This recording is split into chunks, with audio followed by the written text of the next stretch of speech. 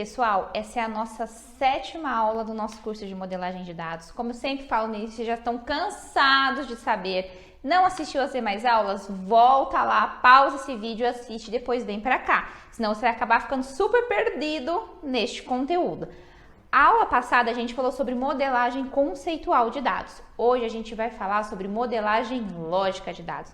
A gente vai pegar o modelo conceitual que a gente criou na aula passada e vai transformar esse modelo num modelo lógico. Vocês vão perceber que é a coisa mais simples que existe, tá? Mas é importante a gente falar sobre isso para vocês entenderem quais são todos os tipos de modelagem que nós temos. Já falei no vídeo anterior, mas vou repetir. A gente vai falar sobre modelagem conceitual, já falamos na verdade. Hoje a gente vai falar sobre modelagem lógica e na próxima aula a gente vai falar sobre modelagem física de dados. Qual que é a diferença entre esses 3 tipos de modelagem? Vamos ver agora a modelagem lógica?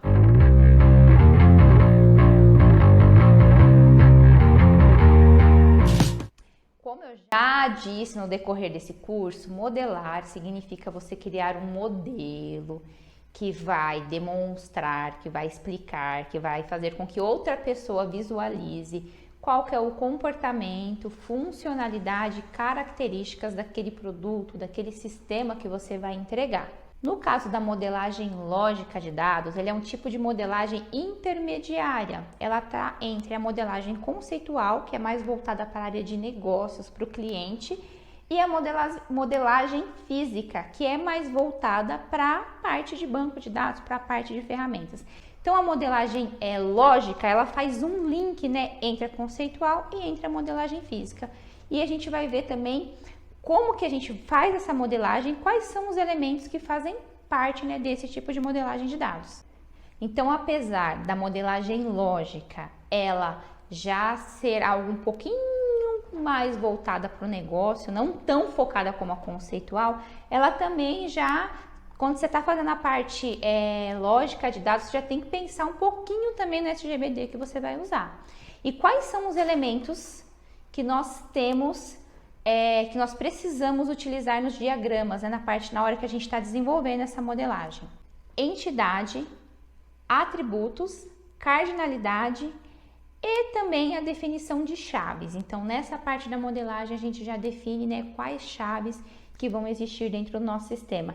Tô falando grego para você? Não sabe o que é entidade, não sabe o que é relacionamento, sabe o que é atributo?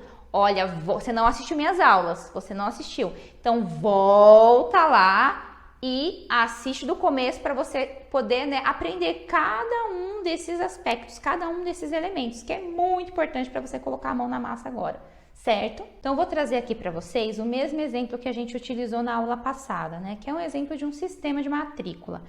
Vamos supor que você seja contratado para desenvolver um sistema de matrícula. Claro que a gente não vai modelar aqui nessa aula todo o sistema, mais para frente, quando a gente for fazer um diagrama de entidade de relacionamento, a gente vai fazer uma coisa um pouco mais completa. Mas aqui eu só vou dar um exemplo de um módulo específico desse sistema para vocês entenderem isso na parte prática, né? Como que a gente faz isso de uma forma mais prática. Então, como que ficaria a modelagem de dados, modelagem lógica de dados, né, desse módulo do nosso sistema de matrícula?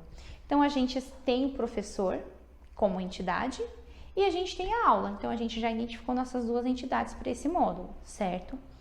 Além disso, a gente precisa definir a cardinalidade que existe entre essas entidades. Então, um professor, ele pode dar várias aulas.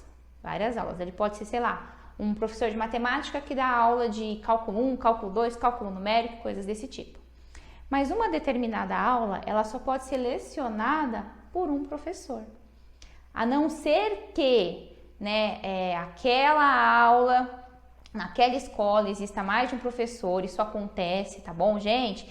Modelagem é muito do que vai acontecer ali dentro do seu sistema. Então, não existe uma regra, não é que todas as vezes, né, um professor, Não, gente, não tem regra, não tem regra. Então, vamos supor que no nosso sistema, a gente é uma escolinha pequena, então uma aula só pode ser lecionada por um professor, certo? Então, a gente tem um relacionamento de 1 para N. Então, agora a gente vai falar sobre os atributos. Diferente da modelagem conceitual, a gente não vai fazer aquela classificação de atributo multivalorado. Não vai ter nada disso. Aqui a gente vai colocar exatamente quais serão os nossos atributos e a gente vai escrever exatamente como a gente vai armazenar essas características dentro do nosso banco de dados.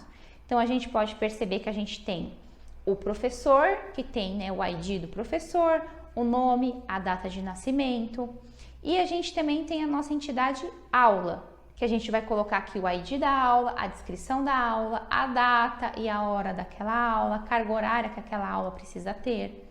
Então, a gente não vai classificar, né, diversos atributos, colocar o telefone, por quê? Porque a gente vai, na modelagem lógica de dados, a gente já trabalha com algo que chamamos de normalização.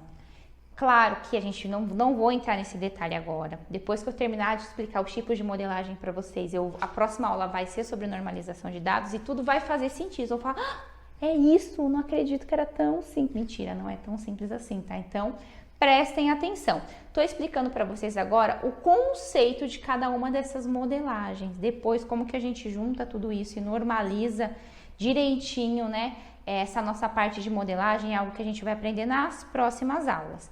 Mas só para vocês poderem visualizar como né, que essa entidade vai ser descrita ali dentro do diagrama, é mais ou menos assim.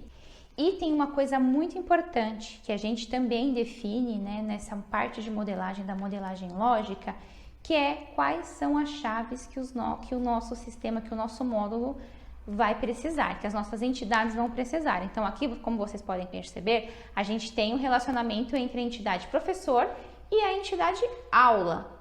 Então a gente sabe que um professor pode dar várias aulas. Então a gente tem ali, né, qual que é o ID do professor dentro daquela aula. Então, nesse nível de modelagem, a gente já define quais são os atributos chaves que as nossas tabelas, que as nossas entidades vão precisar. Pessoal, ficou muito confuso? Eu espero que não. Se vocês tiverem qualquer dúvida, deixa aqui embaixo nos comentários. Vai ser um prazer gigante responder vocês. Na nossa próxima aula, a gente vai falar sobre o nosso último nível de modelagem, que é a modelagem física. E aí a gente vai voltar bem mais para a parte do SGBD ali que a gente vai escolher, certo, galera?